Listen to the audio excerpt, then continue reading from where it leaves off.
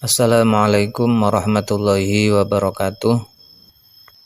Pada masa lalu dikisahkan di sebuah desa bernama Abdurrahman bin Balkhan, letaknya di negeri Hadramaut. Ada seorang saleh yang terkenal, yang cukup viral. Nama beliau adalah Syekh Abdurrahman Bajal Haban.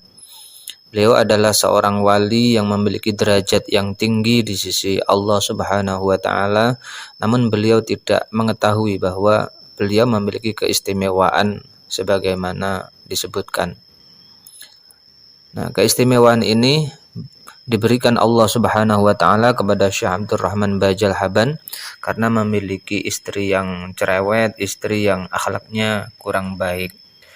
Dikisahkan oleh Al-Habib Zain bin Ibrahim bin Smith dalam kitab beliau Al-Fawaid Al-Mukhtarah Lisaliki Tariqil Akhirah bahwa Syekh Abdurrahman Bajal Haban ini memiliki istri yang perangainya buruk atau yang sayyiatul khuluq.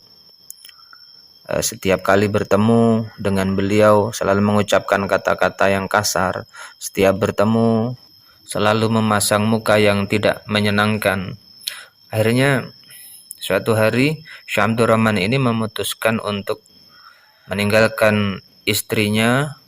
Beliau ingin pergi khalwat jauh dari rumah untuk beribadah kepada Allah Subhanahu wa taala.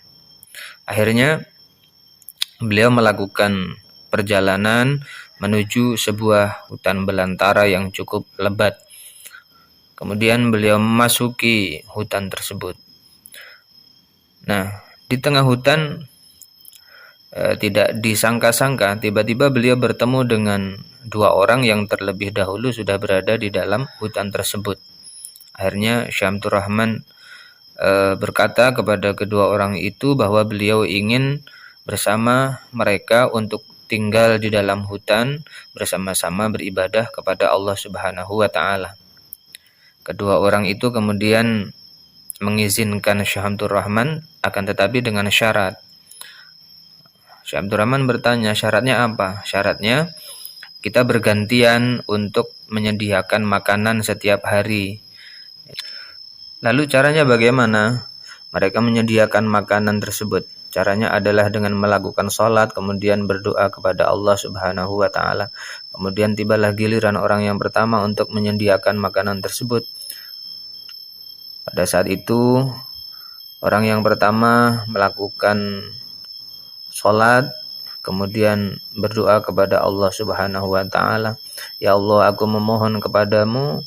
Lalu beliau bertawasul kepada seseorang yang menjadi kekasihnya Allah agar engkau berkenan menurunkan makanan dan minuman yang kami butuhkan dari langit. Setelah berdoa itu, Allah mengabulkan doa tersebut lalu menurunkan makanan dan minuman dari langit. Hari berikutnya, hari kedua, tibalah giliran orang yang kedua.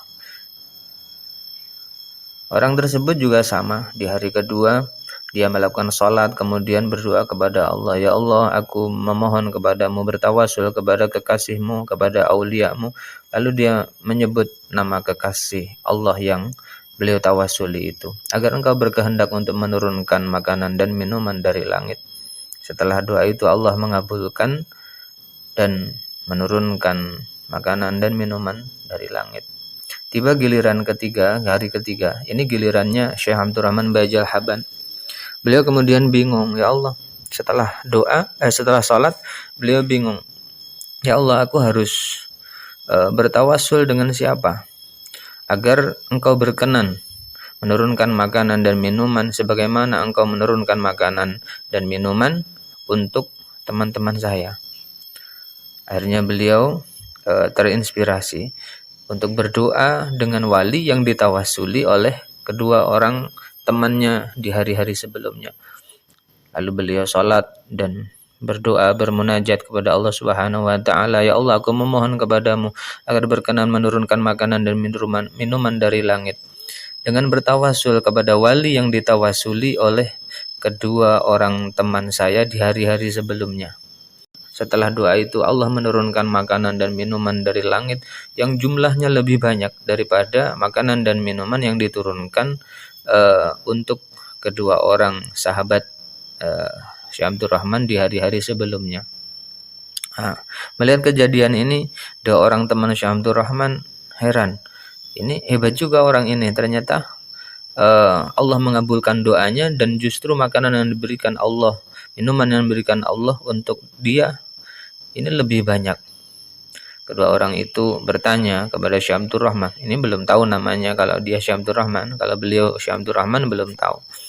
Akhirnya kedua orang ini bertanya, "Wahai temanku, aku melihat engkau bertawasul, kemudian Allah mengabulkan doamu. Allah menurunkan makanan dan minuman yang lebih banyak daripada yang diberikan kepada kami. Sebenarnya engkau bertawasul dengan siapa?" gitu. Syekh Abdul Rahman menjawab, "Aku tidak akan memberitahu kalian sebelum kalian memberitahu kepada diriku dengan siapa kalian berdua bertawasul." Kedua orang itu menjawab, "Wahai sahabatku, kami bertawasul dengan Syekh Abdul Rahman Bajal Haban. Beliau adalah seorang wali kekasih Allah yang memiliki derajat yang cukup dekat di sisi Allah Subhanahu wa taala, lantaran beliau adalah orang yang sabar menghadapi keburukan akhlak dari istrinya." Syekh Abdul Rahman mendengar ini kaget beliau. Masya Allah, ternyata kedua temanku ini bertawasul dengan Syekh Abdul Rahman Bajal Haban, dan Syekh Abdul Rahman Bajal Haban itu adalah diriku. Beliau tidak sadar bahwa beliau adalah kekasihnya Allah. Beliau diberi derajat yang cukup tinggi oleh Allah Subhanahu wa taala berkat kesabaran beliau. Setelah kejadian itu, Syekh Abdul Rahman pulang ke rumah untuk menemui istrinya, dan semua kisah yang beliau alami pada saat di tengah hutan itu diceritakan semuanya kepada istrinya. Nah, mendengar cerita tersebut menjadi wasilah, menjadi lantaran istrinya bisa sadar, bisa berubah menjadi lebih baik lagi. Konon makam Syekh Abdul Rahman ini terletak tidak jauh dari kota Tarim, tepatnya di desa Romlah. Lokasinya berada di tanah lapang dan jauh dari pemukiman penduduk. Dari jalan utama, bangunan makamnya bercat putih tampak terlihat jelas. Kisah semacam ini juga dialami oleh Amirul Mukminin Sayyidina Umar radhiyallahu anhu. Pada suatu hari, ada seorang tamu yang ingin mengadukan keburukan akhlak istrinya.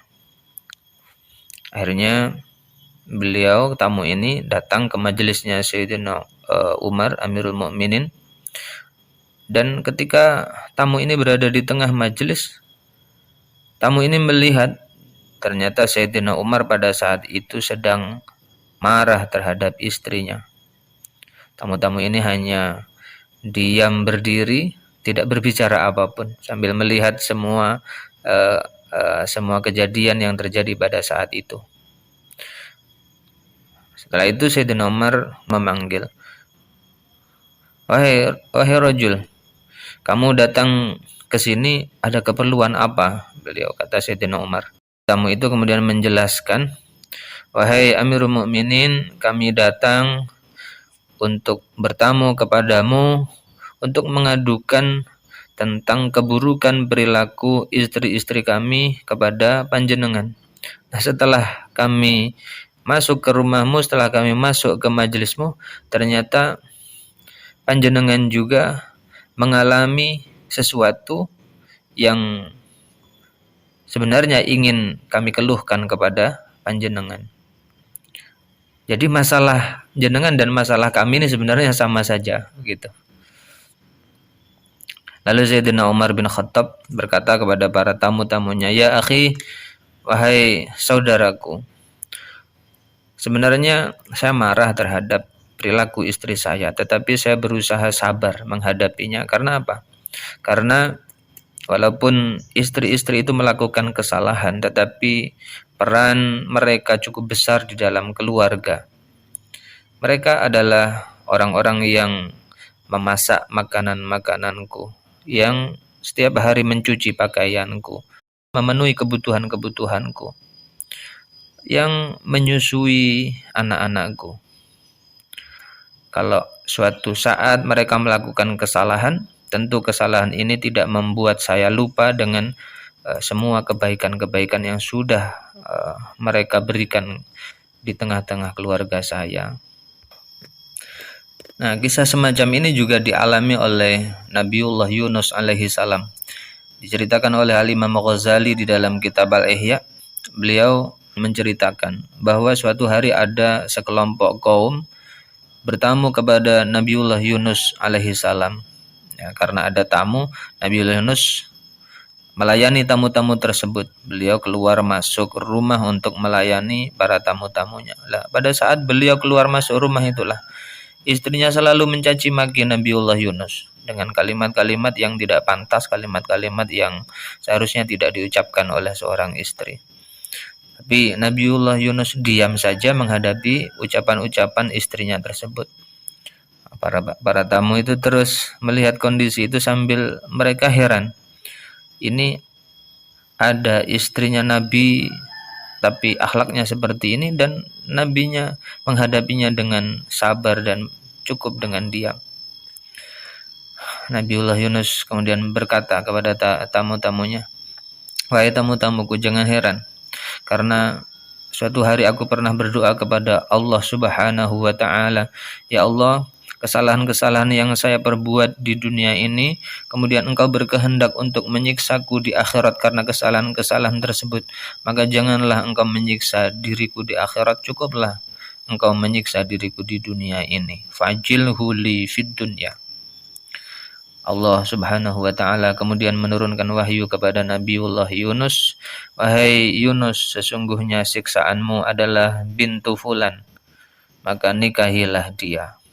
Akhirnya Nabi Yunus menikahi perempuan itu sesuai dengan wahyu yang disampaikan Allah, dan beliau selalu bersabar menghadapi keburukan-keburukan istrinya, karena itu adalah salah satu bentuk ukubah, bentuk hukuman yang disegerakan Allah Subhanahu wa Ta'ala di dunia ini. Maka benar yang disampaikan oleh Al-Imam Al-Ghazali bahwa kebanyakan para aulia, kebanyakan kekasih-kekasih Allah, orang-orang yang dekat dengan Allah ini diuji dengan memiliki istri namun akhlak mereka kurang terpuji, sebagaimana dikatakan oleh Imam Al-Ghazali, "As-sabru ala lisan nisa mimma yumtahanu bihil aulia." Sabar menghadapi keburukan lisan istri adalah ujian yang banyak dialami oleh para aulia, para kekasih-kekasihnya Allah. Dan hendaklah suami ataupun istri yang diuji oleh Allah Subhanahu wa Ta'ala dengan ujian semacam itu memiliki pasangan namun akhlaknya kurang baik, suami memiliki istri namun istrinya membantah terhadap suaminya, atau istri yang memiliki suami namun akhlaknya tidak sesuai dengan harapan istri, maka sebaiknya kedua pasangan ini tetap bersabar demi untuk mengharapkan pahala dari Allah Subhanahu wa Ta'ala, yang kedua demi untuk menjaga keutuhan keluarga agar tetap menjadi keluarga yang harmonis untuk kebahagiaan anak-anak kita. Disabdakan oleh Rasulullah, "Man sabar ala su'i khuluqi imra'atihi a'tahu Allahu minal ajri mithla ma utiya Ayyubu ala balaih." Kalau ada suami yang mau bersabar atas keburukan akhlak istrinya, maka Allah akan memberikan dia pahala sebagaimana pahala yang diberikan kepada Nabi Ayyub atas musibah-musibah yang beliau alami. Sebaliknya, wa man sabarat ala su'i khuluqi zawjiha a'taha Allahu mithla thawabi Asiyata imrati Fir'aun. Kalau ada istri yang mau bersabar atas keburukan akhlak suaminya, maka Allah akan memberikan dia pahala sebagaimana pahala yang diberikan kepada Sayyidah Asiyah istri dari Raja Fir'aun. Demikian, semoga kita semua bisa menghadapi, bisa bersikap sabar terhadap segala macam hal-hal yang kurang menyenangkan dari pasangan kita. Wallahu a'lam. Assalamualaikum warahmatullahi